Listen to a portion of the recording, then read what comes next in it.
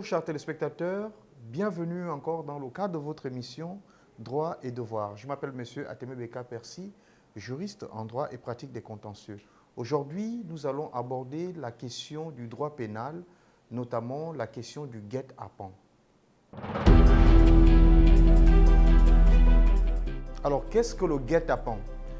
Le guet-apens est la situation où une personne, pour commettre une infraction, attend la victime à l'endroit où la victime a l'habitude de passer pour commettre l'infraction, pour tuer par exemple ou pour agresser la personne. Donc le guet-apens, c'est lorsqu'un criminel vous suit, il suit vos déplacements, il sait que vous avez l'habitude de passer par tel couloir, vous avez l'habitude d'emprunter tel chemin, et pour vous agresser, l'agresseur vient vous attendre à un lieu habituel. C'est cette situation que le droit pénal appelle le guet-apens, c'est-à-dire que l'agresseur vient attendre sa victime au lieu où la victime a l'habitude de passer pour commettre l'infraction. Alors, que dit la loi sur le guet-apens? Le guet-apens en lui-même n'est pas une infraction, mais l'intention du coupable ou de l'auteur est de commettre un forfait sur la victime. Parce que lorsque vous allez attendre la personne à son passage habituel, l'idée est de vouloir agresser cette personne ou de tuer cette personne. Alors donc, le guet-apens, lorsqu'il est complété par la commission de l'infraction matérielle, c'est-à-dire l'agression ou le viol ou le meurtre de la personne, à ce moment-là, cette infraction, à ce moment-là, ça devient une infraction punissable selon la loi pénale. Mais le simple fait d'aller attendre la personne qui constitue le guet-apens ne constitue pas en soi l'infraction.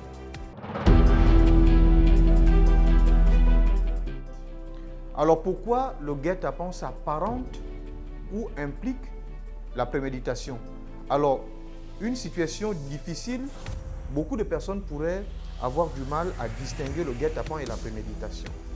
Il faut déjà dire que lorsque quelqu'un vous attend, vient vous attendre à votre passage habituel pour vous donner la mort, pour vous tuer, l'idée derrière est que cette personne a mûri l'esprit, le sentiment criminel, à accomplir le devoir de vous enlever la vie. Alors ça veut dire que dans le guet-apens, il y a nécessairement préméditation.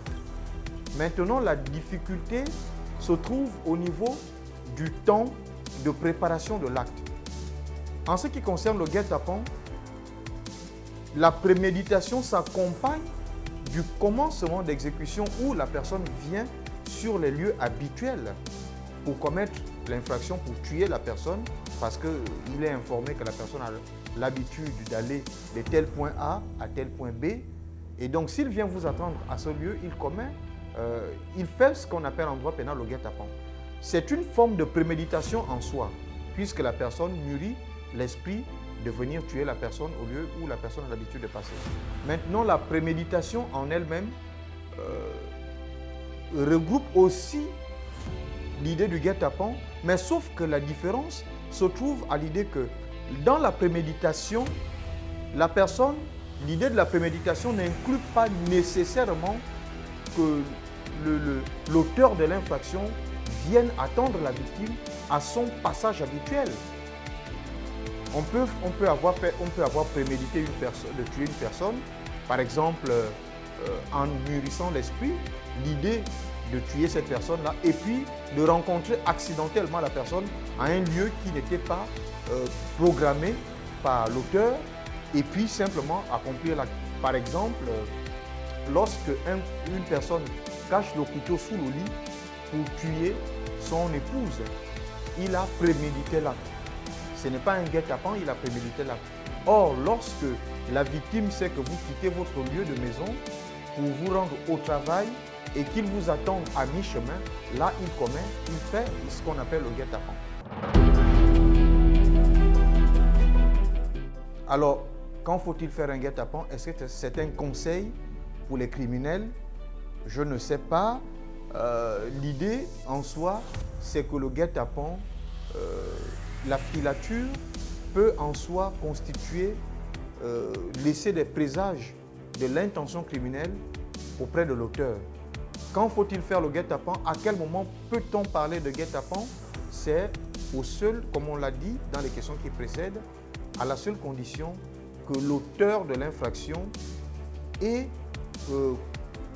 attendu la victime à un lieu où la victime a l'habitude de passer pour commettre cette infraction. Donc, est-ce que la loi prévoit quand cela doit se faire? La loi ne donne pas exactement quand cela doit se faire, mais ce sont des circonstances du déroulement qui intéressent le législateur, c'est-à-dire, est-ce que vous êtes allé attendre la victime au lieu où elle a l'habitude de passer pour l'agresser ou pour tuer la personne, pour la victime. Donc, à ce moment-là, ce qui intéresse le législateur, ce sont les circonstances et non pas le moment que cela intervient. Alors, la loi ne prévoyant pas d'infraction de guet-apens, parce que le guet-apens n'est pas en lui-même une infraction, mais le guet-apens permet de commettre une infraction qu'on appelle l'assassinat, parce que pour qualifier l'assassinat, il faut qu'il y ait au préalable guet-apens ou préméditation. Alors, le guet-apens en soi n'est pas une infraction, puisque le guet-apens peut ne pas s'accompagner de la commission de l'acte. Par exemple, la personne peut avoir mûri l'esprit, venir attendre la victime avec le fusil au lieu où la victime a l'habitude de passer, et puis la personne décide de ne plus accomplir l'acte. Donc ce guet-apens n'a pas été achevé par la commission de l'infraction. À ce moment-là, ce guet-apens ne peut pas être punissable, puisque l'intention criminelle s'est arrêtée à mi-chemin. L'auteur de l'infraction qui avait commencé à exécuter n'a pas poursuivi son intention jusqu'au bout. Donc, ce ne sera pas punissable à ce moment-là.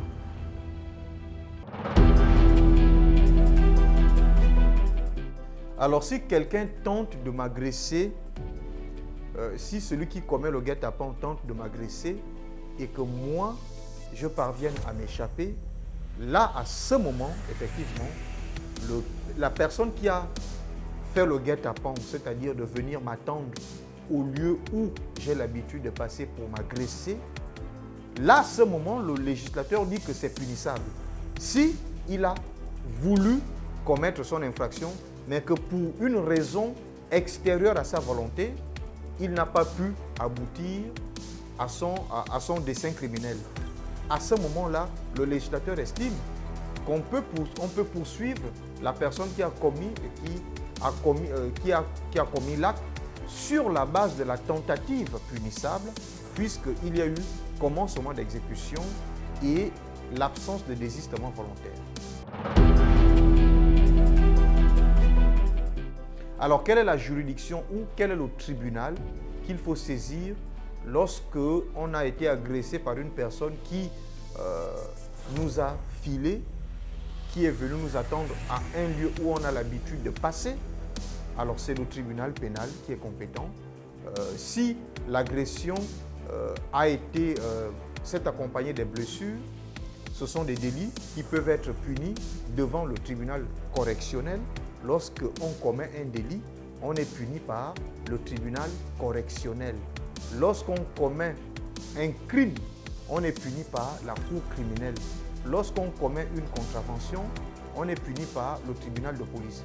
Donc, les trois tribunaux que je viens de décrire dépendent du type d'infraction. En droit, il y a trois types d'infractions. Il y a les crimes, il y a les délits et il y a les contraventions. Donc, je disais, pour les délits, c'est le tribunal correctionnel qui est compétent. Et pour les crimes, c'est la cour criminelle qui est compétente.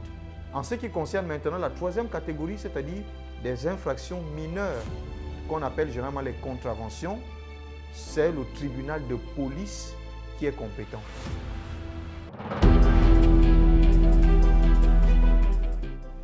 Que retenir sur le guet-apens au Gabon?